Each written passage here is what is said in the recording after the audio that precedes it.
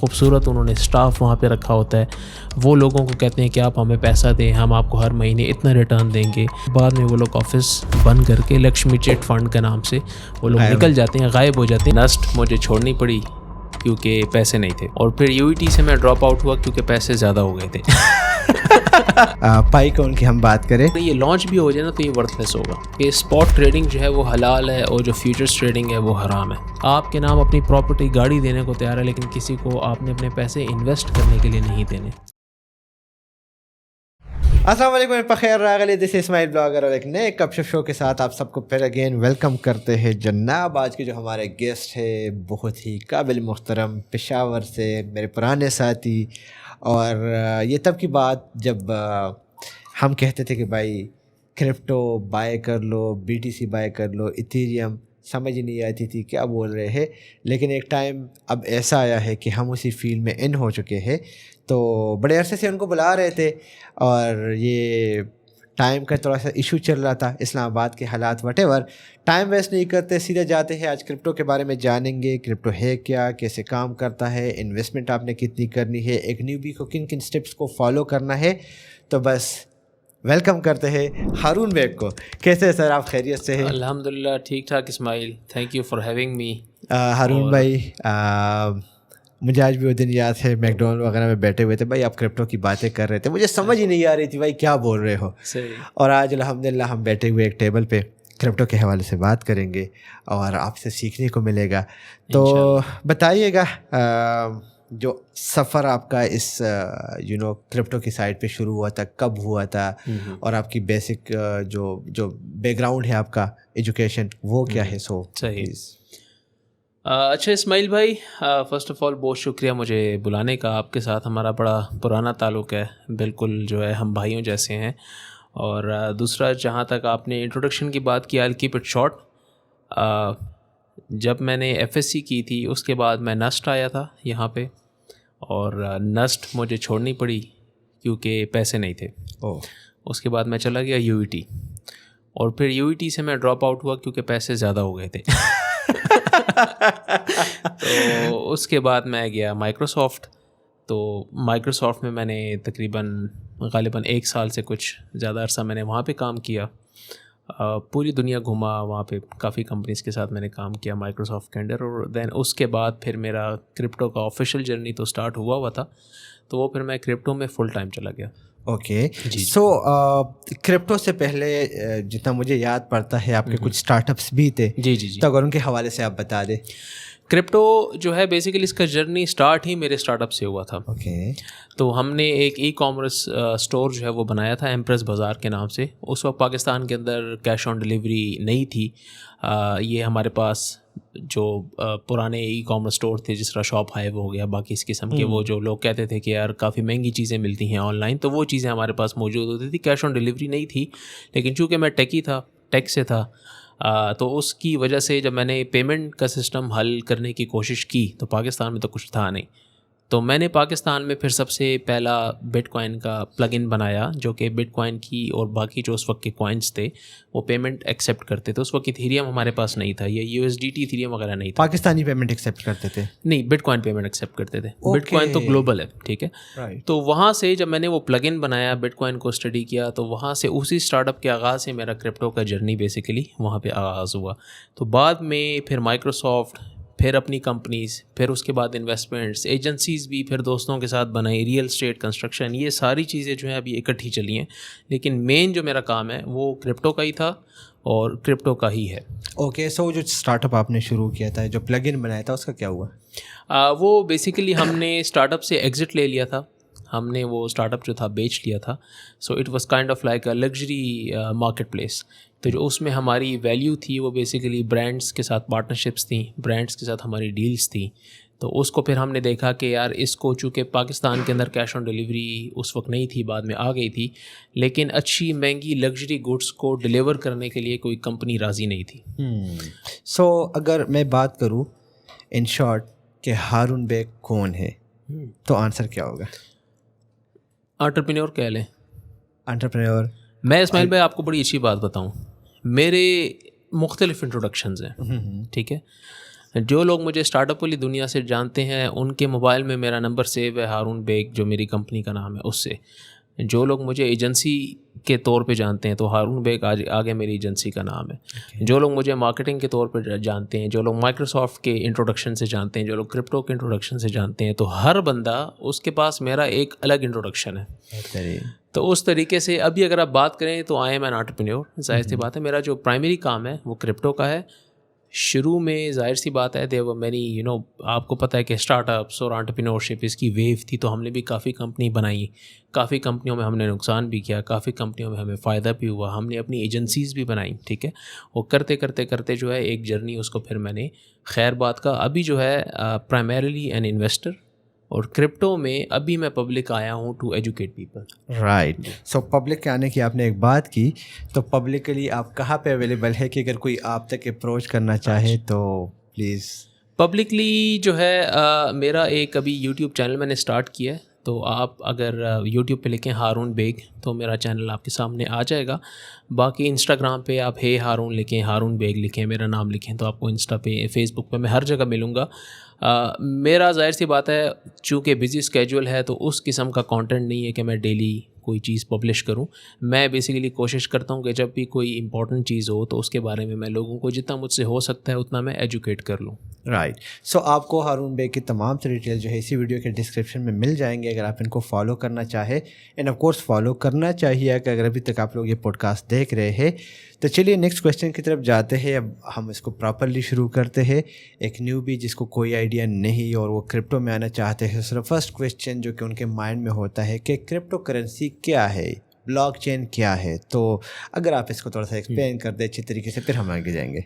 अच्छा इस्माइल भाई, क्रिप्टो को एक्सप्लेन करने के मुख्तलिफ़ तरीके थे मुख्तलिफ़ सालों में। 2010-11 में क्रिप्टो का इंट्रोडक्शन डिफरेंट था, उसके बाद क्रिप्टो का इंट्रोडक्शन डिफरेंट हुआ। शुरू में लोग इसको स्कैम कहते थे, पॉन्जी स्कीम कहते थे। आहिस्ता आहिस्ता जब ये इंडस्ट्री मैच्योर हुई तो अभी जो है क्रिप्टो का इंट्रोडक्शन डिफरेंट है, ठीक है। राइट नाउ अगर आप क्रिप्टो को इंट्रोड्यूस करें किसी भी हेज फंड के साथ या किसी भी इंस्टीट्यूशन के साथ, किसी के भी साथ, तो crypto is basically an asset class.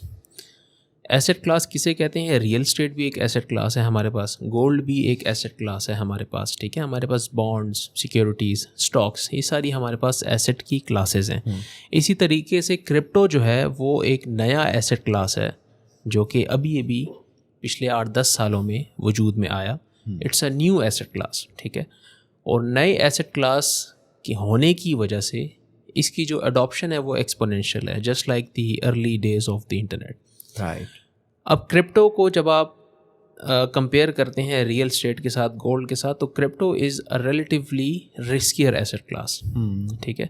जब भी अगर कोई बंदा जो है, लेट्स सपोज अगर उसके पास 50 लाख रुपए हैं और वो रियल स्टेट में डालता है 50 लाख, वो गोल्ड में डालता है 50 लाख, वो क्रिप्टो में डालता है, तो रियल स्टेट और गोल्ड में वो रिस्क कम ले रहा है।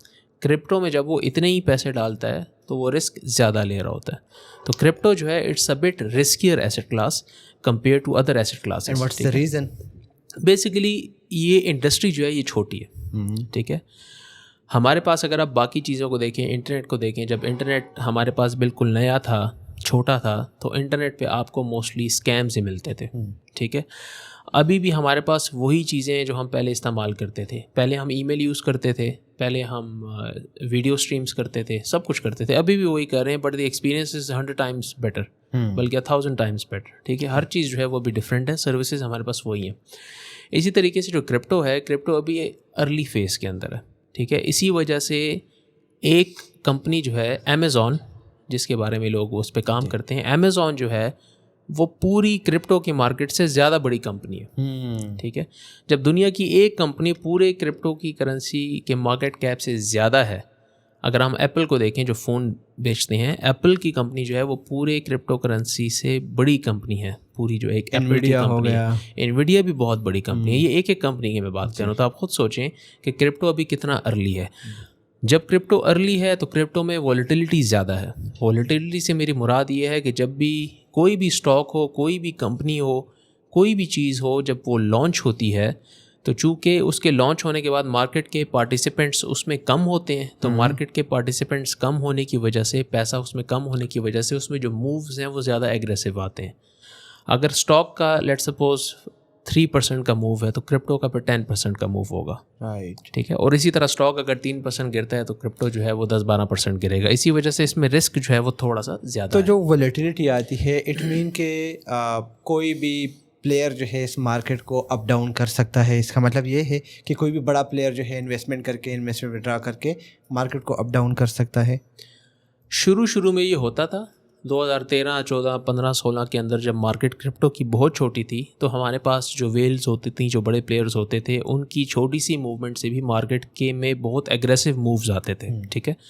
लेकिन अब क्रिप्टो के मार्केट मैच्योर हो गई है। इसमें ब्लैक रॉक का ETF हमारे पास आ गया है, फिडेलिटी ने लॉन्च किया है, ARK इन्वेस्टमेंट्स, इन सब लोगों ने, इन सब बड़े बड़े दुनिया के जो इंस्टीट्यूशंस हैं उन्होंने बिटकॉइन के और इथीरियम के जो ETFs हैं वो उन्होंने लॉन्च किए हैं। तो ये इंडस्ट्री अब बहुत मैच्योर हो गई है। राइट। आपने एक बात की ETF की। जी जी। ETF को भी हम थोड़ा चाहेंगे कि आप एक्सप्लेन कर लें। ETF is basically an exchange traded fund, ठीक है। एक्सचेंज ट्रेडेड फंड ये होता है कि for example ETF is an instrument, ठीक है। आप इसको किसी भी कंपनी के थ्रू या स्टॉक मार्केट के थ्रू बाय कर सकते हैं, ठीक है। जिस तरह इस्माइल जो है अगर वो अपना एक ETF बनाता है और ETF के अंदर वो बास्केट ऑफ एसेट्स रखता है, ठीक है, कि यार मैं इस्माइल हूँ और मैं समझता हूँ कि ये 5 कंपनीज जो हैं ये बेहतर हैं, तो अगर आप मेरा स्टॉक लोगे तो आप असल में ये 5 स्टॉक्स ख़रीद रहे हो। ओके। तो इसको हम बेसिकली एक ETF कहते हैं।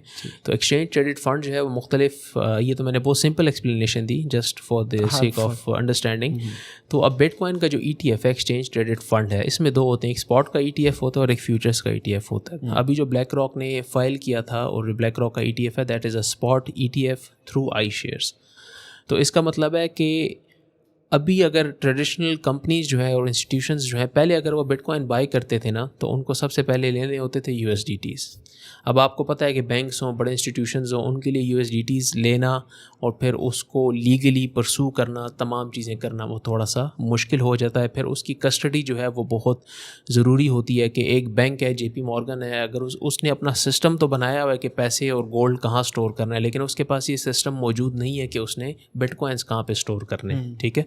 और वो इतनी अमाउंट ऑफ बिटकॉइंस होते हैं कि उनको आप वैसे ही किसी रेगुलर वॉलेट के अंदर स्टोर नहीं कर सकते। तो जब भी बड़ी कंपनीज होती हैं तो उनकी कस्टडी और ये सारी चीज़ें जो हैं ये बहुत ज़्यादा मैटर करती हैं कि यार बिटकॉइन ख़रीदेंगे तो सही, स्टोर कहाँ करेंगे, कहाँ रखेंगे, किस तरीके से विड्रॉल्स होंगे, तमाम चीज़ें जो हैं ये उसमें देखना पड़ता है।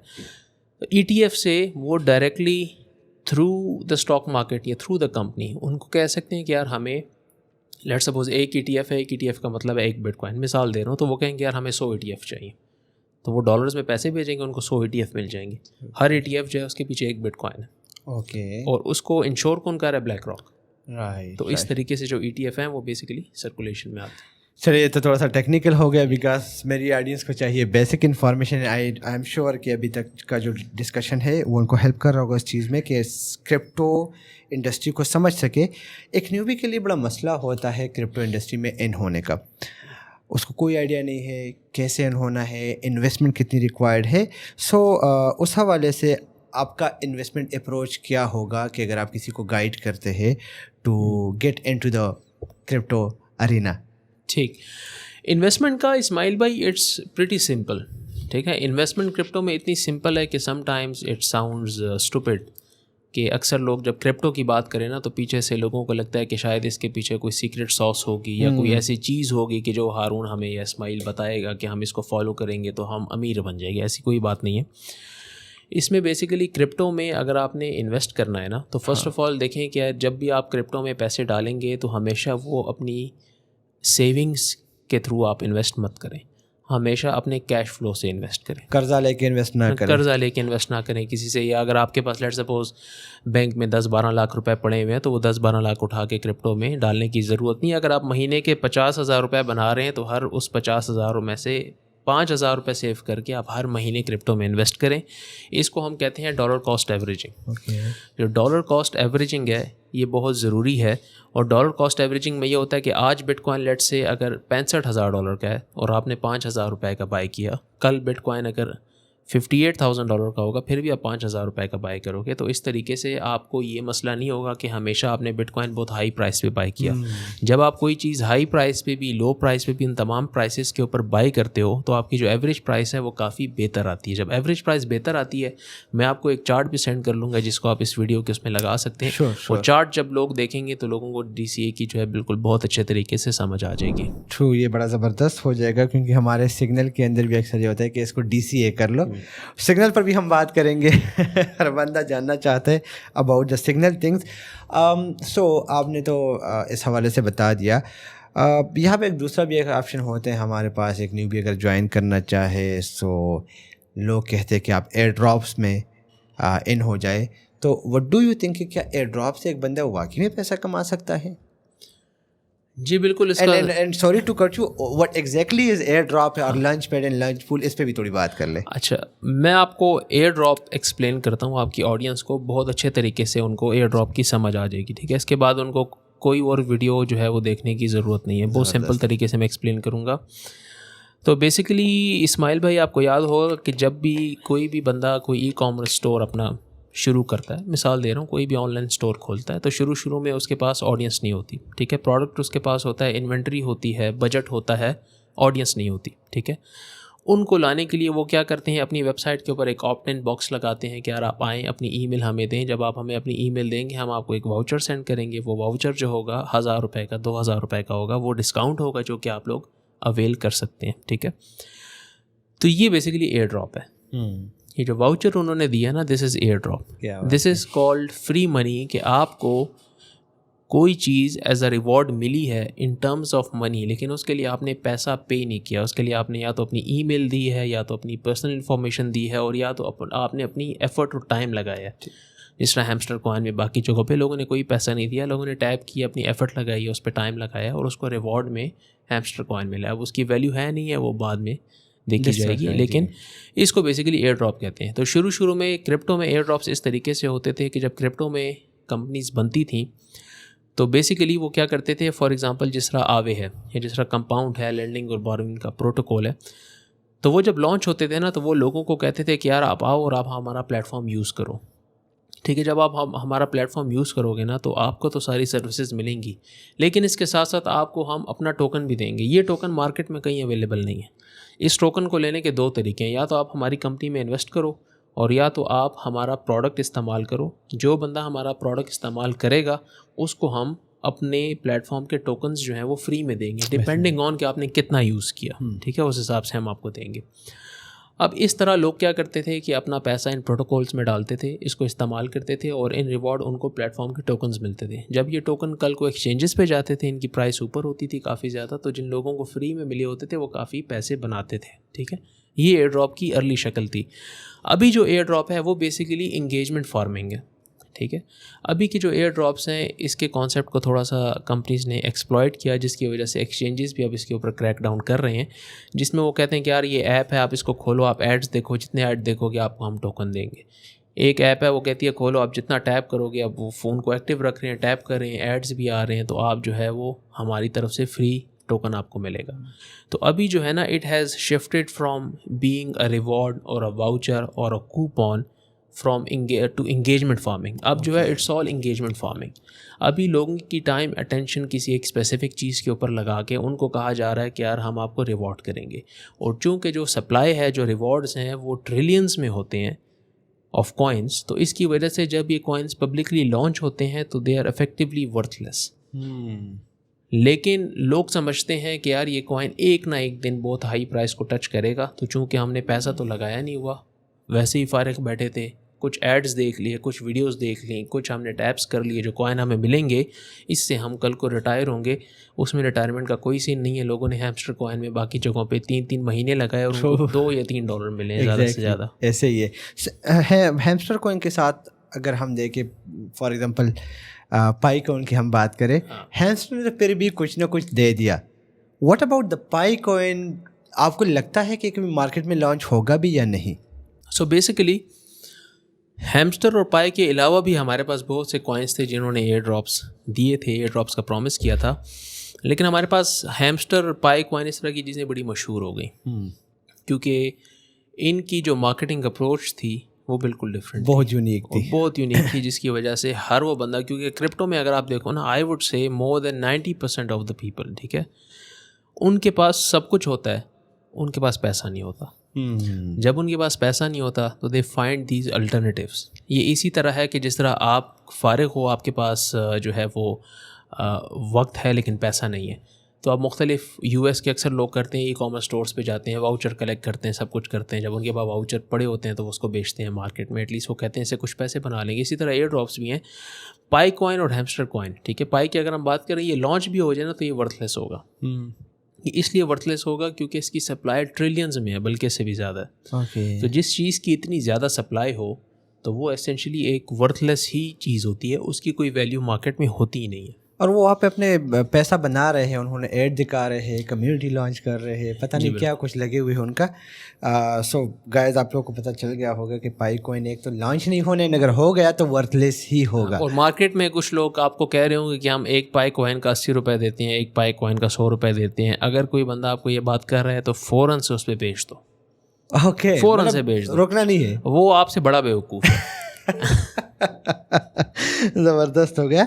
सो यहाँ पे एक बात आती है कि अक्सर लोग बोलते हैं मुख्तलिफ डिस्कशन के दौरान यूट्यूब पर कि भाई आप सेंट्रलाइज एक्सचेंज की तरफ जाए, डिसेंट्रलाइज एक्सचेंज की तरफ जाए, तो व्हाट्स द इम्पोर्टेंट या what exactly centralize and decentralize exchanges, और what are the benefits of using them, और उसके ड्रॉबैक्स क्या है? अच्छा, सेंट्रलाइज और डिसेंट्रलाइज एक्सचेंजेस जो है ना, ये एक बड़े अरसे से डिबेट चल रही थी और अभी भी चल रही है, ठीक है।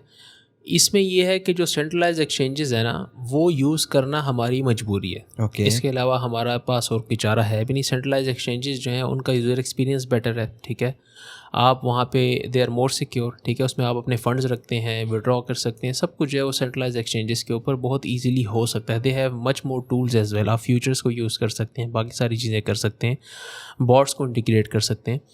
जो डिसेंट्रलाइज एक्सचेंजेस है ना, अभी वो बहुत अर्ली फेज़ में है, ठीक है। वो इतनी अर्ली फेज़ में है कि they are extremely slow, transaction fees उन पे बहुत ज़्यादा होती है, ठीक है। दे आर एक्सट्रीमली क्लंकी, और बाज़ औक़ात जो है उनके पास इतनी लिक्विडिटी ही मौजूद नहीं होती है, ठीक है। तो डिसेंट्रलाइज एक्सचेंजेस उस वक्त बेहतर होते हैं जब आपने उन कॉइन्स को ट्रेड करना है जो कि सेंट्रलाइज एक्सचेंजेस के ऊपर अवेलेबल नहीं है।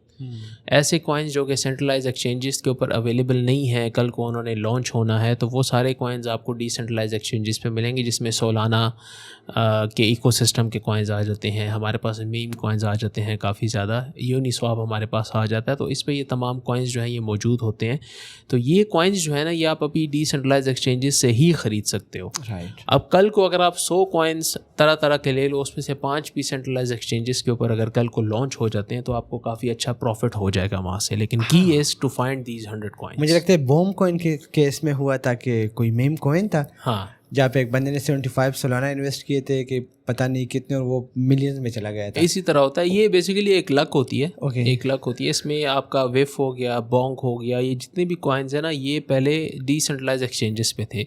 डिसेंट्रलाइज एक्सचेंजेस पे ये कॉइन्स इसलिए थे क्योंकि वहाँ पे हर कोई अपना कॉइन जो है वो लॉन्च कर सकता है, उसको किसी से परमिशन लेने की ज़रूरत नहीं होती। अच्छा, उसने सिर्फ कॉइन लॉन्च करना है और उसकी मार्केटिंग करनी है, बाकी जो है उसको किसी चीज़ का मसला नहीं होता। फिर लोग क्या करते हैं कि डिसेंट्रलाइज एक्सचेंजेस पे जो कॉइन्स कामयाब हो जाते हैं, जिनका ट्रेडिंग वॉल्यूम काफ़ी ज़्यादा होता है, फिर वो सेंट्रलाइज एक्सचेंजेस को अप्रोच करते हैं, उनको कहते हैं कि यार ये हमने कॉइन लॉन्च किया था, ये इसका वॉल्यूम है। जब सेंट्रलाइज एक्सचेंज भी देखता है कि यार ये कॉइन है और इसमें मिलियंस का वॉल्यूम आ रहा है, तो क्यों ना हम इस कॉइन को अपने प्लेटफॉर्म पे लिस्ट कर दें, तो वो वॉल्यूम जो है जो डिसेंट्रलाइज एक्सचेंजेस में लोग हाई फीस दे के कर रहे हैं, वो सेंट्रलाइज एक्सचेंज पे बहुत कम फीस दे के इस कॉइन को ख़रीद सकेंगे और ये मार्केटिंग भी होगी।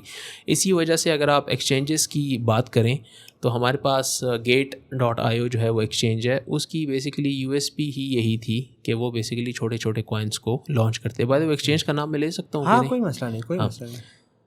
हमारे पास Gate.io जो है एक्सचेंज था, जहाँ पे जिनकी USP यही थी कि वो तमाम कॉइन्स को लॉन्च करता था सेंट्रलाइज एक्सचेंज पे, जो कि बाकी एक्सचेंजेस के ऊपर अवेलेबल नहीं है, और वो सिर्फ डिसेंट्रलाइज एक्सचेंजेस के ऊपर अवेलेबल। लेटर ऑन KuCoin ने और बाइनेंस ने भी ये अपॉर्चुनिटी देखी कि यार Gate.io तो काफ़ी वॉल्यूम अट्रैक्ट करता है, जस्ट बिकॉज कि यार वो जो कॉइन अवेलेबल नहीं है मार्केट में हमारे पास, जो डिसेंट्रलाइज एक्सचेंजेस के ऊपर है, ये उनको लिस्ट कर देता है और सारा वॉल्यूम यहाँ पे शिफ्ट हो जाता है। तो इसमें इनको तो बहुत पैसा भी मिलता होगा ना, लिस्टिंग का कुछ पैसा चार्ज करते हैं ये लोग? लिस्टिंग के जो हैं कुछ एक्सचेंजेस चार्ज करते हैं, कुछ एक्सचेंजेस चार्ज नहीं करते। Gate.io जो था वो जाहिर सी बात है अगर किसी का नया कॉइन है उसको शायद वो कहते हो कि हम आपसे इतने पैसे लेंगे, लेकिन जब वो देखते हैं कि एक ख़ास कॉइन है वो 20, 30, 40 मिलियन डॉलर का वॉल्यूम अट्रैक्ट कर रहा है तो उसको तो वो फ्री में भी लिस्ट करते हैं, क्योंकि एक तो उनको मार्केटिंग, लोग आते हैं Gear.io पे अकाउंट बनाते हैं, एक तो उनकी मार्केटिंग होती है, यूज़र एक्विजिशन होती है, और तीसरा ये कि लोग आके इफेक्टिवली कॉइन वहाँ से बाई कर लेते हैं। तो ट्रेडिंग फीस की मद में Gear.io जो है वो काफ़ी पैसे बना लेता है। लेटर ऑन इस स्ट्रेटजी को बाइनेंस ने, KuCoin ने और बाकी एक्सचेंजेस ने भी फॉलो करना स्टार्ट किया था,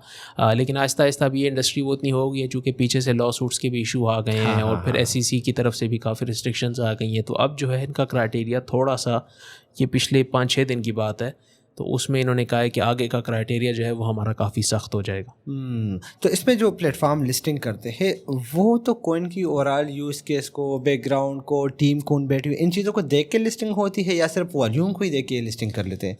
नहीं, लिस्टिंग होनी तो इन सारी चीज़ों को देख के चाहिए, और होता भी इस तरह। क्राइटेरिया जो है वो काफ़ी सख्त होता है। हमारे पास कई लाख कॉइन्स हैं क्रिप्टो के अंदर, लेकिन उसमें से कुछ हज़ार जो हैं वो एक्सचेंजेस के ऊपर लिस्टेड हैं। अगर एक्सचेंजेस के ऊपर लिस्ट करना इतना आसान होता तो उसमें जाहिर सी बात है हर बंदे ने अपना कॉइन जो है वो लिस्ट किया होता। Volume is a good metric, because अगर एक कॉइन बहुत ज़्यादा वॉल्यूम अट्रैक्ट कर रहा है तो इसका मतलब है कि there is something about it, या तो लोग उसके बारे में बात कर रहे हैं और या तो लोगों को वो कॉइन अच्छा लग रहा है, ठीक है, और या तो वो स्कैम भी हो सकता है। ये तीसरी चीज़ पॉसिबिलिटी भी आ सकती है। इधर फिर वो टीम से कांटेक्ट करते हैं, इट्स ऑल राइट अगर आपका मीम कॉइन है, you can say it's a meme coin, ठीक है, यू कैन से कि यार ये हैमस्टर कॉइन है, it's based on a theme और ये हमारा मीम कॉइन, अगर आपने लिस्ट करना है करो, नहीं करना ना करो। ज़रूरी नहीं है कि आपने कॉइन की यूटिलिटी ही बतानी है। वो फिर हर एक्सचेंज का अपना क्राइटेरिया होता है, जाहिर सी बात है। जो कॉइन बेस है, बाकी जो एक्सचेंजेस हैं उनका क्राइटेरिया बहुत सख्त है। Crypto.com वगैरह का अभी भी उनके ऊपर ज़्यादा मीम कॉइन्स अवेलेबल नहीं है। उसके बाद हमारे पास Gate.io, KuCoin और इस जैसे एक्सचेंजेस आते हैं जिनके ऊपर हर किस्म का कॉइन आपको मिल जाता है इजीली अवेलेबल, क्योंकि इनकी इतनी जो है वो रिस्ट्रिक्शंस नहीं है, इतना इनका जो है वो ड्यू डिलिजेंस नहीं करते इतनी ज़्यादा। और बाइनेंस वगैरह जो है फिर ये मिडल में आ जाते हैं कि कुछ अवेलेबल हैं, कुछ इनके ऊपर नहीं है। लेकिन जो जाहिर सी बात है रेगुलेशन जैसे जैसे इम्प्रूव होती जा रही हैं। अब KuCoin अमेरिका में गया था तो अमेरिका में जाहिर सी बात है उसको निकाल दिया था, तो उन्होंने सारे यूएस के यूज़र्स के अकाउंट बंद कर लिए थे, खाली इसलिए कि यार वो इस किस्म के काम करते हैं। हर चीज़ को उन्होंने लिस्ट किया हुआ जो कि यूएस की रेगुलेशंस के मुताबिक नहीं है। तो जितना आप रेगुलेशंस के करीब जाएंगे उतना अपने ऊपर आप रिस्ट्रिक्शंस को इम्पोर्ट करेंगे बेसिकली। राइट। अच्छा हारून भाई, मैं अक्सर देखता रहता हूँ कि क्रिप्टो यूट्यूबर्स बोलते हैं कि भाई बुल मार्केट जो है वो आने वाला है या बुल रन आपका शुरू हो रहा है, तो what exactly is this bull run और ये कब तक चलेगा? अच्छा, मार्केट जो है ना, जब भी अगर फॉर एग्जांपल कोई चीज़ आपने 2 रुपए की ली और वो 2 रुपए से ऊपर जाती है और 5, 6, 7 रुपए तक चली जाती है तो इसको हम कहते हैं कि ये बुल मार्केट है, ठीक है। अगर कोई चीज़ जो है वो लेट सपोज आपने 2 रुपए के लिए और वो नीचे आती रहती है और नीचे ही आती रहती है, जिस तरह आजकल पाकिस्तान की इकॉनमी के हालात हैं, तो इसको हम बियर मार्केट कहते हैं, जिसमें हर चीज़ की प्राइस जो है वो नीचे आती है। बुल मार्केट उसको कहते हैं जिसमें हर चीज़ की प्राइस ऊपर जाती है, ठीक है। अब बुल मार्केट जो है बेसिकली उसमें ट्रेड करना आसान है स्पॉट के अंदर भी, क्योंकि आप कोई भी चीज़ बाई करते हो तो आपको पता है ये 1 महीने बाद ये चीज़ ऊपर जाएगी, ठीक है। तो आप स्पॉट में इजीली ट्रेड कर सकते हो। फ्यूचर्स में भी आप फ्यूचर्स को आप खैर बियर मार्केट में भी वो कर सकते हो, ठीक है। फ्यूचर्स में लॉन्ग पोजीशंस ओपन कर सकते हो, क्योंकि एक इंसानी फितरत है कि वो कोई चीज़ ख़रीदे और वो चीज़ ऊपर जाए तो वो उसको प्रॉफिट समझता है। ये शॉर्ट करना जो है ये इंसान की फितरत में नहीं है कि इंसान एक चीज़ ख़रीदे और वो चीज़ नीचे चली जाए प्राइस में। ओके, तो इसी वजह से लॉन्ग को और बाई को, स्पॉट को, बुल मार्केट को सेलिब्रेट किया जाता है। हालांकि अगर एक बंदा कहे कि यार बियर मार्केट है तो तुम शॉर्ट कर लो। नहीं, but the question that arise over here is कि what exactly is bull market, मतलब ये आता क्यों है? अच्छा, बुल मार्केट खास टाइमिंग होती है जी? इसकी जो है स्पेसिफिक टाइमिंग प्रेडिक्ट करने के तरीके हैं, उसमें स्ट्रक्चर ऑफ द मार्केट, इसमें बहुत सी चीज़ें जो फैक्टर इन होती हैं जिनको स्टडी करना पड़ता है। बुल मार्केट में चीज़ों की प्राइसेस इसलिए बढ़ती हैं और बुल मार्केट प्राइमरीली इसीलिए जो है एसेट की प्राइसेस को ऊपर पुश करती है कि bull market attracts a lot of liquidity. ये बात याद रखें कि जब मार्केट में पैसा आता है और ज़्यादा आता है, जैसा हमारे बिलावल भाई कहते थे पानी आता है और ज़्यादा आता है, जब भी हमारे पास मार्केट में पैसा आता है और ज़्यादा आता है तो मार्केट ऊपर जाती है। जब हमारे पास मार्केट से पैसा निकलता है तो मार्केट नीचे जाती है। ये 2 उसूल याद रखें। बुल मार्केट में लोग ऑप्टिमिस्टिक होते हैं, लोग पैसे डालते हैं, लोग कॉन्फिडेंट होते हैं, क्योंकि अगर वो एक चीज़ पे कॉन्फिडेंट नहीं है तो वो उसमें पैसे नहीं डालेंगे। और जब चीज़ों की प्राइसेस ऊपर जाती हैं तो बाकी लोग देखते हैं कि यार ये वही बिटकॉइन है जो 15,000 का था, अब ये 45 का हो गया है, अब ये 50 का हो गया है, तो मैं भी इसमें पैसे डालता हूँ, अब ये 1 लाख तक जाएगा। तो इसमें यूफोरिया और ग्रीड आता है, जिसकी वजह से पैसा मार्केट में आता जाता है। जब पैसा मार्केट में आता है, पैसा पंप होता है, लिक्विडिटी ज़्यादा होती है। जब लिक्विडिटी ज़्यादा होती है तो प्राइसेस जो हैं एसेट्स की वो हमारे पास ऊपर जाती हैं। इसको हम बेसिकली बुल मार्केट कहते हैं। और बियर मार्केट इसके ऑपोजिट है कि जब मार्केट से पैसा वापस निकलता है तो उसको हम बियर मार्केट कहते हैं। बियर मार्केट में लिक्विडिटी हमेशा कम होती है, बुल मार्केट में हमेशा लिक्विडिटी जो है वो हमेशा ज़्यादा होती है। जितनी भी यूफोरिया, ग्रीड, मार्केटिंग, ये सारी चीज़ें बुल मार्केट में होती हैं। बियर मार्केट में it is very hard to convince a person to invest in crypto. Bull market में वो खुद आपको फ़ोन करेगा। तो बुल मार्केट और बियर मार्केट को क्या आपका पॉलिटिकल सिचुएशन, वार्स वगैरह ये इफ़ेक्ट करता है या नहीं करता? अगर हम साइकिल्स की बात करें तो साइकिल्स में तो नहीं करता, लेकिन अगर हम शॉर्ट टर्म की बात करें तो शॉर्ट टर्म में बिल्कुल लाजमी करता है। जिस तरह हमारे पास हिस्टोरिकल एनालिसिस, मैंने अपने यूट्यूब चैनल पे एक वीडियो डाली थी जिसमें फेड रेट कट्स, रिसेशन और बियर मार्केट्स को हमने स्टडी किया था। ठीक है, तो उसमें यह है कि historically speaking Fed rate cuts के बाद रिसेशन आता है। 3 से 6 महीने तक मार्केट जो है वो या तो न्यूट्रल होती है या तो बियर मोड में होती है, लेकिन उसके बाद हमारे पास बुल मार्केट आती है। तो ये साइकिल है जो 1970 से अब तक चल रहा है और प्रूवन है। तो उसको मैंने यहाँ पे हिस्टोरिकल 1929 से लेकर 2024 तक का मैंने प्रॉपर एनालिसिस दिया था, जिसमें मैंने बताया था कि ये चीज़ें इस तरीके से काम करती हैं। अब इसमें वॉर्स, बाज़ चीज़ें इस तरह होती हैं जो वॉर्स होती नहीं है लेकिन लगती हैं। ठीक है, अब जिस तरह फॉर एग्ज़ाम्पल ये चाइना और ताइवान का केस है, या ईरान और इसराइल हो गया, बाकी इस तरीके से हो गए।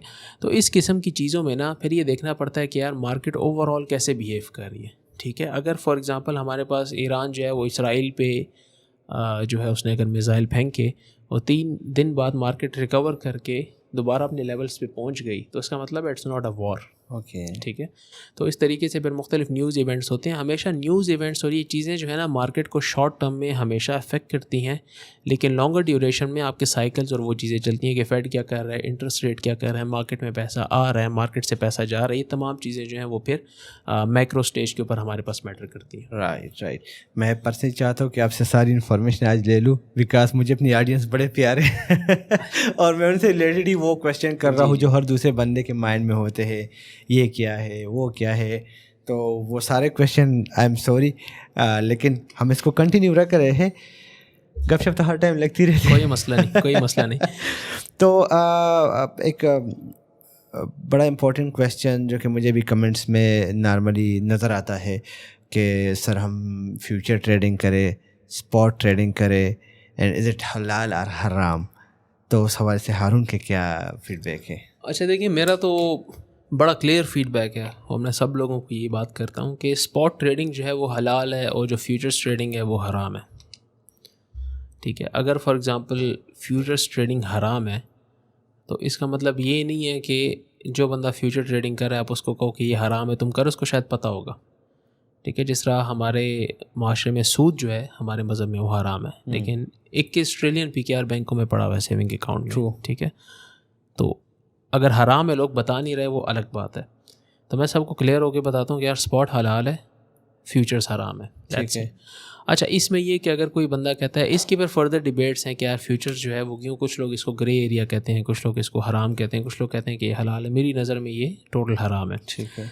अच्छा, इसमें जो है ना, अगर एक नया बंदा कहता है कि यार मैं स्टार्ट करना चाहता हूँ और ये हलाल हराम के कॉन्सेप्ट से मैं थोड़ा सा हट के मैं खाली स्टार्ट करना चाहता हूँ, आप मुझे बताएं मैं स्पॉट करूँ या फ्यूचर करूँ, तो मैं सबको ये कहता हूँ कि यार फ्यूचर्स तो हराम है। ठीक है, वो अगर आपने करना नहीं करना वो आपकी अपनी मर्ज़ी है। ठीक है, अगर कोई भी बंदा स्टार्ट करना चाहता है तो वो स्पॉट से स्टार्ट करे। ठीक है, उसकी वजह ये है कि he is going to make a lot of mistakes in his early days of trading. तो स्पॉट में वो जो मिस्टेक्स हैं वो उसको ज़्यादा नुकसान नहीं पहुंचाएंगी। ठीक है, स्पॉट में अगर आप $100 से स्टार्ट ले रहे हो, आपका 2% का लॉस होता है, ज़्यादा ज़्यादा आपका $2 का नुकसान होगा, $98 तो आपके पास मौजूद होंगे। फ्यूचर्स में वो 100 के 100 भी चले जाएंगे। So what's the difference between future and spot? इसको भी अगर थोड़ा सा आप एक्सप्लेन कर दो तो आसानी हो जाएगी। फ्यूचर्स और स्पॉट में बेसिकली, स्पॉट में ये है कि जब आप कहते हो कि for example let's suppose bitcoin है, ठीक है, आपने 2 बिटकॉइन लेने हैं, तो आप 2 बिटकॉइन के पैसे दोगे, वो 2 बिटकॉइन आपको मिल जाएंगे, आप उन बिटकॉइंस के ओनर हो। वो बिटकॉइंस आप विड्रॉ भी कर सकते हो। ठीक है, वो बिटकॉइंस आप एक्सचेंज के ऊपर रखो, आपकी मर्ज़ी, आप किसी और को सेंड करते हो, वो आपकी मर्ज़ी। अगर आपने लेट्स सपोज एक चीज़ ली $2 की और वो चीज़ चली गई $3 की, तो आपका $1 का प्रॉफिट हो गया, ये स्पॉट है। ठीक है, फ्यूचर्स में ये है कि एक्सचेंज आपको लेवरेज देता है।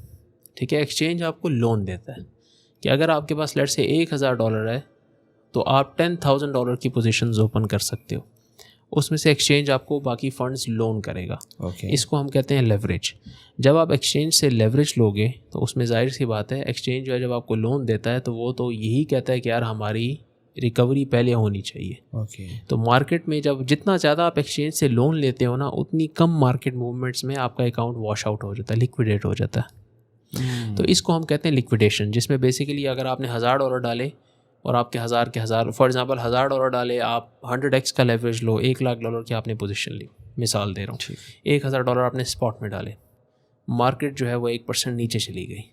इस केस में आपके पास $99 मौजूद होंगे, इस केस में आपके $1,000 $100 भी चले जाएंगे। इसको हम कहते हैं लिक्विडेशन।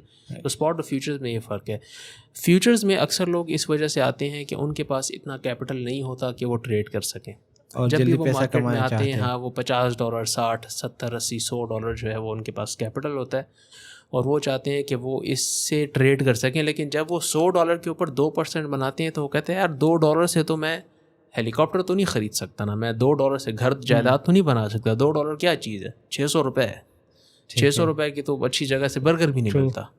तो वो क्या करता है, $100 से लेवरेज लेके ना इसको 10x करके $1,000 की ट्रेड करता है। वो कहता है कि यार अगर मैं $1,000 पे करूँ ना तो $25-30 मेरा बन जाएगा, जो तकरीबन 7-8-9 हज़ार रुपये है मेरा। 7-8-9 हज़ार रुपये एक दिन का काफ़ी अच्छी कमाई, बहुत बड़ी अमाउंट है। उसको मल्टीप्लाई करता है 30 से, वो कहता है मैं महीने में 3 लाख कमाऊँगा, उसको मल्टीप्लाई करता है 12 से कि मैं साल में इतना कमाऊँगा। उसको ये नहीं पता होता कि उसी महीने की जो कैलकुलेशन की है उसकी 3री तारीख को ये बंदा जो पैसे लगाए ये भी लूज़ कर बैठेगा। तो इस वजह से जो फ्यूचर्स है ना उसमें अट्रैक्शन काफ़ी ज़्यादा है। ठीक। जिस तरह हमेशा गलत चीज़ों में, हराम चीज़ों में अट्रैक्शन काफ़ी ज़्यादा होती है, इस तरह गैम्बलिंग में भी यही अट्रैक्शन है। जब भी आप अब मैं US भी गया हूँ, सिलिकॉन वैली, बाकी जगहों पे भी घुमा हुआ हूँ, तो मैंने वहाँ पे काफ़ी कैसीनोज़ देखे हैं। कभी खेला नहीं है कैसीनोज़ में, देखे हैं खाली। हाँ। जब भी आप कैसीनोज़ में जाए ना तो आप देखेंगे कि जो लोग जीतते हैं ना, तो जीत के जो लोग पैसे लेके जा रहे होते हैं तो उनके लिए उन्होंने बड़ा अच्छा एक रनवे बनाया होता है कि जब ये जाए ना तो जो कैसीनो में लोग इंटर हो रहे हैं ना वो इनको देखें और वो कहें यार ये पैसे तो जीता है, इसका मतलब है कि यार आज तो मेरी लक भी लगेगी। तो वो ज़्यादा जो है पैसे लगा देगा कैसीनो में, खाली इसलिए कि उन्होंने रास्ता इस तरीके से बनाया हुआ है। अक्सर जो जीता भी नहीं होता उसको उस रास्ते से वो लड़कियां वगैरह होती हैं, पैसे वैसे फेंकते हैं, सब कुछ करके उसको इस तरह प्रोटोकॉल में लेके जाते हैं कि जो बंदा गरीब होता है वो कहता है मैं इसी कैसीनो से ही अमीर होके जाऊँगा आज। तो जो उसके पास जेब में अगर $100 होते हैं, उसने $10 से कैसीनो में खेलना होता है पोकर वगैरह, तो वो 100 के $100 लगा लेते हैं। तो फ्यूचर्स में भी यही है कि फ्यूचर्स आपको कहता है कि यार आप अपनी औकात से बढ़ के खेल के देखो एक बार, ठीक है, आपकी ज़िंदगी बन जाएगी। लेकिन जब लोग फ्यूचर्स में ट्रेड करते हैं, सब कुछ करते हैं, एक तो ये कि एक बंदे को ट्रेडिंग आती है, 5-6 साल का एक्सपीरियंस है, वो मार्केट की मूवमेंट्स को अंडरस्टैंड करता है, समझता है, तो वो फ्यूचर्स में अगर लेवरेज लेता है तो वो अपने रिस्क को मैनेज करके लेगा। जब वो अपने रिस्क को मैनेज करके लेगा तो उसको पता होगा कि एक ट्रेड में मैंने कितना लूज़ करना है और कितना मैंने विन करना है। लेकिन एक नया बंदा जब जाएगा मार्केट में तो जाहिर सी बात है he is going to make a lot of mistakes, और ये मिस्टेक्स जो हैं वो उसको मार्केट से निकाल बाहर फेंकेंगी। ठीक। तो यहाँ पे एक लास्ट टाइम मेरा एक पॉडकास्ट हो रहा था और उसमें एक बंदे ने बल्कि 2 मेन पॉइंट निकले थे। एक कह रहा था कि भाई आप जब फ्यूचर में लॉस कर लेते हो तो आप कहते हो कि ये हराम है, ठीक है। दूसरे जो कहते हैं कि अगर आप पैसा कमा रहे हो आप कभी भी नहीं कहेंगे कि ये हराम है। दूसरे ने एक पॉइंट उठाया था कि आप जब फ्यूचर ट्रेड लेते हैं या लेवरेज, आई थिंक आपको जो लोन मिलता है उस पर एक इंटरेस्ट चार्ज होता है, उसका कुछ टाइम ड्यूरेशन होता है, मुझे इस चीज़ का एग्जैक्टली आइडिया नहीं है। तो कहते हैं कि अगर आप उस टाइम से पहले पैसे वापस कर देते हो तो आपको कोई इंटरेस्ट नहीं पड़ता। तो मार्जिनल ट्रेडिंग आई थिंक है जी, उसको फंडिंग फ़ी कहते हैं। अच्छा, फंडिंग बेसिकली फंडिंग फ़ी जो है वो आप पे करते हो और हर 4 घंटे बाद पे करते हो। लेकिन ये इसी तरह है कि मैंने सुना था कि एक बड़े शहर में एक ताजर कम्युनिटी थी, तो उन्होंने ज़कात देनी थी, ठीक है। जिस तरह वो उन्होंने ज़कात देनी थी तो उनके पास ज़कात जो है वो उनकी करोड़ों से भी काफ़ी ज़्यादा बनती थी, 70-80 करोड़ रुपए ज़कात बनती थी उन पे। तो उन्होंने सोने के बिस्किट्स लिए थे और घी के जो कैंस होते हैं उसके नीचे उन्होंने सोने के बिस्किट्स रखे थे और गरीब लोगों को बुलाया था और उनको ये चीज़ फ्री में दी थी और कहा था कि ये हम ज़कात दे रहे हैं। लेकिन बाहर ही उनका एक बंदा खड़ा था जो जैसे ये गरीब लोग निकलते थे ना तो वो उनको पैसे दे के 100-200 रुपयों से वो कंटेनर वापस ले लेता था। ठीक है। तो इधर ये कहते थे कि हम ज़कात दे रहे हैं, बाहर इन्हीं का बंदा कंटेनर वापस लेता है, तो सोना भी इनके पास आ गया और ये कहते थे हमने ज़कात तो टेक्निकली दी भी है। ओह, तो ये तरीके जो है ना कि आप पैसे लोगे और फिर वापस कर दोगे और फिर वापस निकाल लोगे आगे पीछे, ये यही तरीका है कि देखें अगर आप मिसाल के तौर पर इस किस्म के काम करते हैं तो जो ऊपर हस्ती बैठी हुई है, जाहिर सी बात है उनकी काफ़ी स्ट्रिक्ट स्क्रूटनी होती है। तो ये आप अपने आप को ही बेवकूफ़ बना रहे हो कि आप एक चीज़ को जाओ और आप वापस कर लो और कहो कि यार ये तो बेसिकली मैंने ये काम नहीं किया तो इस वजह से ये मेरे पे हलाल है। तो ऐसा नहीं होता। ये तो इसी तरह आप बैंक से सूद दो और आपको कि यार मैं सूद तो गरीबों में बांट देता हूँ, तो जाहिर सी बात है सूद आपने लिया वो हराम है, गरीबों में बांटते उसका सवाब आपको अलग से मिलेगा। ये बात मुफ्ती तारिक मसूद साहब ने भी की थी कि आप अगर कहते कि मैं 60 दिन बाद इंटरेस्ट लगने से पहले ही मैं पेमेंट वापस कर रहा हूँ, वटेवर आप उस सूदी सिस्टम का हिस्सा बन रहे हैं, उसको सपोर्ट कर रहे हैं, और क्या पता कल को आपकी डेथ हो जाए, किसी को पीछे पता ही नहीं है कि आपने बैंक से पेमेंट उठाई है, वो सूद तो आपके ऊपर चढ़ रहा है। वेल, नेक्स्ट क्वेश्चन की तरफ जाते हैं, एंड दैट इज़ के बहुत सारे लोग कहते हैं हम टेक्निकल को फॉलो करते हैं, कोई कहता है मैं फंडामेंटल को फॉलो करता हूँ, कोई कहता है जनाब मैं तो बस इन्वेस्टर्स के साथ कनेक्ट हूँ, बड़े बड़े ग्रुप से, और वहाँ से मुझे न्यूज़ आती है और उनके बेसिस पे मैं डिसीजन लेता हूँ। टेक्निकल क्या है, फंडामेंटल क्या है, हमें किस चीज़ को देखना है, न्यूज़ को देखना है, कहाँ से उठा सकते हैं। सो ये थोड़ा सा हारून भाई इस चीज़ को क्लियर कर ले, मुझे भी इसमें हेल्प मिल जाएगी।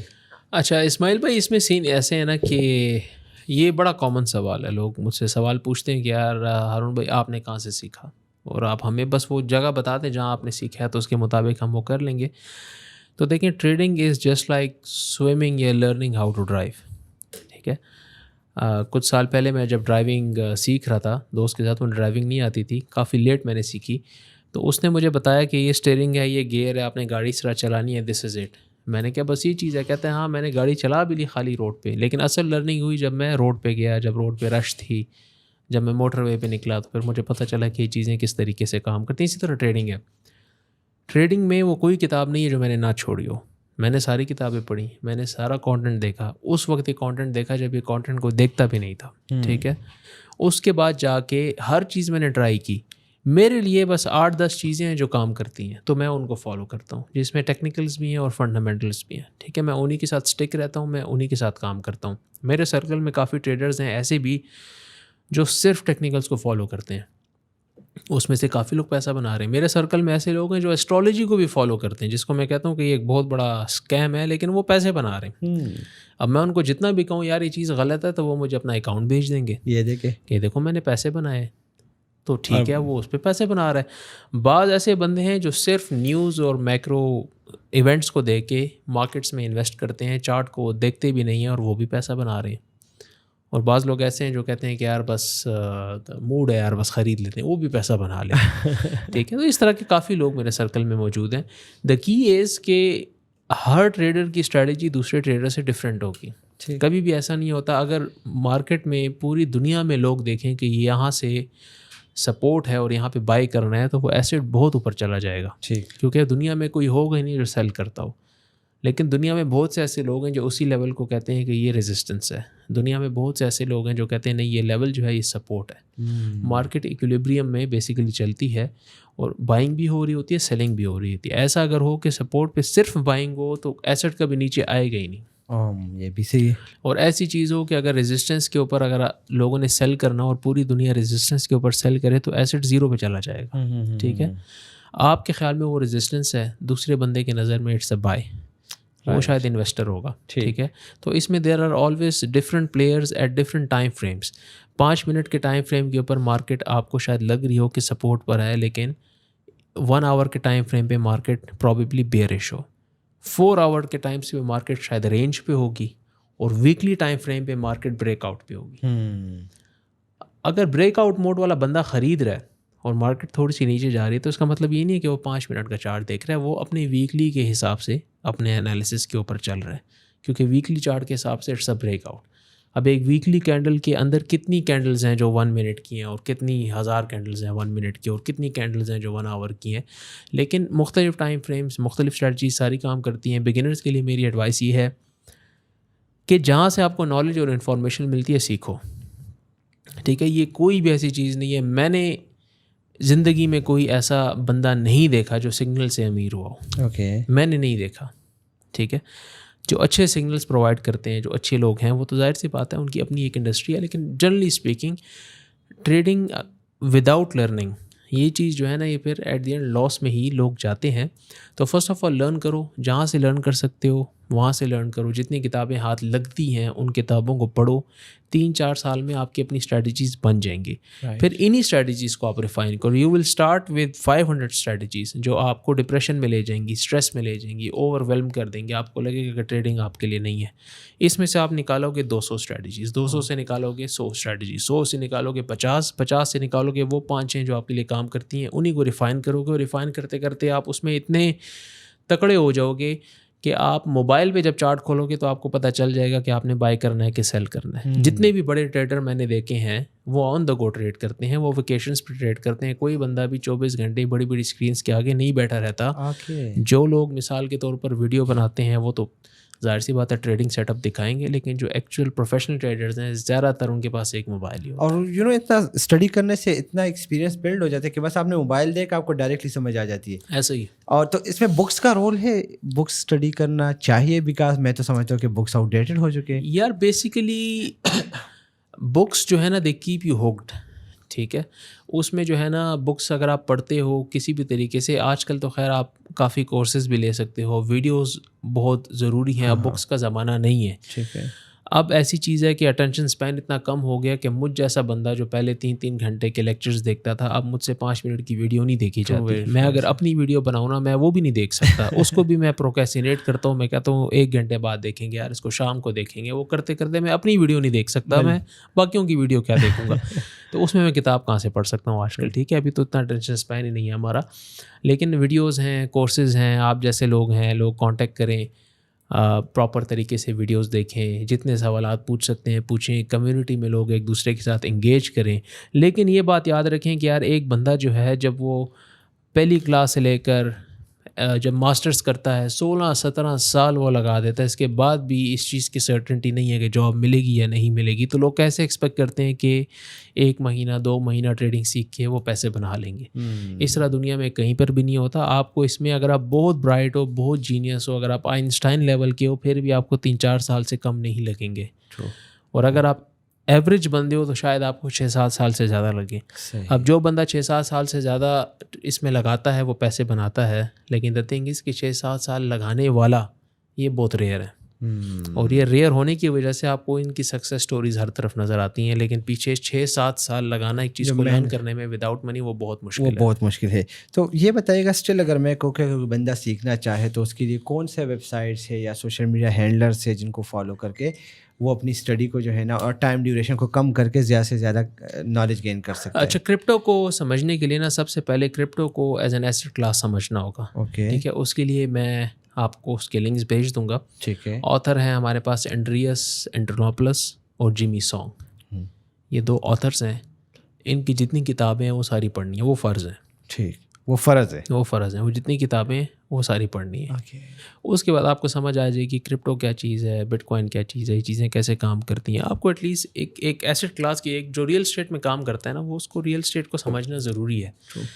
क्योंकि वो उस इन्वेस्टर से तो मुख्तलिफ है ना। जो एक बंदा पैसे होते हैं तो DHA में इन्वेस्ट करता है, कहता है बाद में इसको सेल कर देंगे, वो भी इन्वेस्टर है। लेकिन जो रियल स्टेट का काम करते हैं ना, उनको बहुत डीप नॉलेज होती है। डीप नॉलेज होने के लिए इंडस्ट्री की नॉलेज होना लाजमी है। आपको एक एवरेज बंदे से ज़्यादा पता होना चाहिए उस स्पेसिफिक इंडस्ट्री के बारे में, तभी आप एक दफ्तर खोलते हो, जिसको हम इंफॉर्मेशन एसिमेट्री कहते हैं। कि अगर एक बैंक मैनेजर है, आप उसके पास जाते हो, वो दफ्तर में बैठा हुआ है, उसको तनख्वाह इसीलिए मिल रही है कि उसको वो पता है जो आपको नहीं पता, और वो आपकी उन चीज़ों में हेल्प कर सकता है जिसमें आप आजिज़ हो। इसी वजह से उसको तनख्वाह देता है बैंक वहाँ पे बैठने की। इसको हम इंफॉर्मेशन एसिमेट्री कहते हैं, ठीक है। इसी तरीके से जो है ना, आप जब ये एंड्रियस एंटरनोपलस, जिमी सॉन्ग की जितनी किताबें ये आप पढ़ोगे तो इसमें आपको काफ़ी बेहतर नॉलेज मिलेगी, इन्फॉर्मेशन मिलेगी। और इसके साथ साथ अगर आपने ट्रेडिंग की दुनिया में कदम रखना है, मैं ये नहीं कह रहा सीखनी है, ट्रेडिंग की दुनिया में कदम रखना है, तो वो कदम रखने के लिए वो जो पहला कदम है ना, उसके लिए जो सबसे फेमस बुक है वो इंसाइक्लोपीडिया ऑफ चार्ट पैटर्न्स है। उसको आप पढ़ो, इससे ज़रूरी नहीं है कि आप ट्रेडिंग सीखोगे, लेकिन आपको ट्रेडिंग की बेसिक्स के बारे में और चार्ट्स और पैटर्न्स के बारे में आपको अच्छी खासी अंडरस्टैंडिंग जो है वो वहाँ से मिल जाएगी। उसके बाद स्काई इज़ द लिमिट। वो फिर ऐसा सवाल है कि यार इंजीनियर कैसे बनना है, राइट। तो फिर उसके आगे स्काई इज़ द एंड अगर हम ऑनलाइन वेबसाइट्स की बात करें जहाँ पे न्यूज़ वगैरह आती हो कुछ, तो आप ऐसे कौन सी वेबसाइट है जो सुबह सवेरे उठ के वॉच करते हैं कि यार सबसे पहले चूँकि क्रिप्टो में ये मसला है कि हमारे पास बहुत कम पब्लिकेशंस हैं, ठीक है, और मोस्टली जो है वो एसईओ वगैरह जो है इनकी इतनी बेहतर होती नहीं है, इस वजह से कंटेंट भी इतना ज़्यादा पब्लिश नहीं करते। मेरा जो सोर्स ऑफ न्यूज़ है ना वो ट्विटर है। ओके। ठीक है, ट्विटर के ऊपर मैं जाता हूँ, वहीं पे मुझे जितनी इन्फॉर्मेशन है वो मुझे मिल जाती है ट्विटर के ऊपर। अब ट्विटर के ऊपर ना आपको अपनी फीड को ट्रेन करना पड़ता है, ठीक है। मुख्तलिफ जो क्रिप्टो की पोस्ट्स हैं वो आप लाइक करोगे, मुख्तलिफ लोगों को फॉलो करोगे, बहुत से लोग हैं, अब उनका नाम हैंडल ज़ाहिर सी बात है अब हमारे जहन से निकला होता है, लेकिन हम उनको डीपी से पहचानते हैं कि ये वो बंदा है जिसको हम जानते हैं, जिसकी तरफ से न्यूज़ आती है। तो ट्विटर की फीड को आपको ट्रेन करना होगा। ट्विटर जो है unfiltered, raw, real time with notifications आपको चीज़ें डिलीवर करता है। उसके अलावा अगर आप पब्लिकेशंस की बात करें तो द ब्लॉक हमारे पास है, द ब्लॉक क्रिप्टो। अगर आप गूगल में लिखो तो आपको पब्लिकेशन उसकी मिल जाएगी।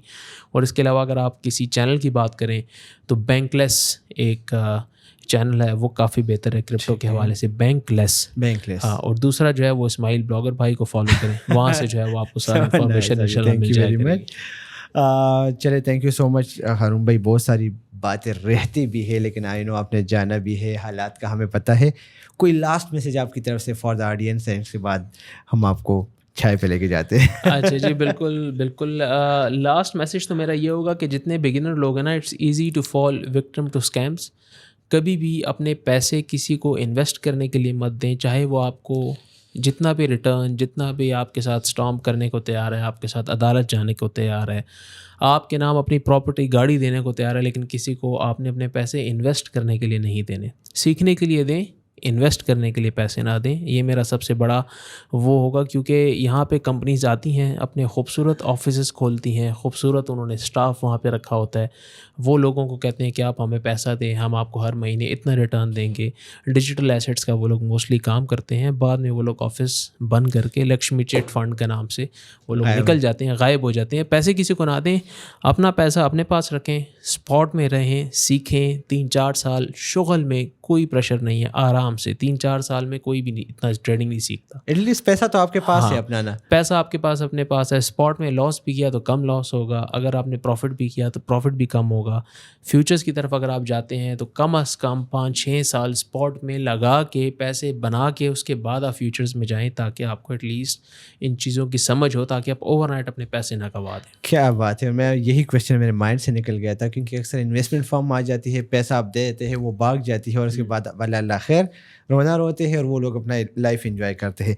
थैंक यू सो मच हारून भाई, बहुत अच्छा लगा। बेसिक्स से लेके जितनी भी सारी चीज़ें थी ऑडियंस के लिए ऑलमोस्ट कवर हो चुकी है। एंड आई एम श्योर कि आप लोगों के माइंड में कोई क्वेश्चन नहीं होगा, लेकिन स्टिल अगर कोई भी क्वेश्चन है, एडवांस लेवल पे जाना है, थोड़ा सा इन चीज़ों को, चार्ट्स को समझना है, बहुत सारी चीज़ें रहती है। ये तो बिल्कुल आपको 0.0001% था।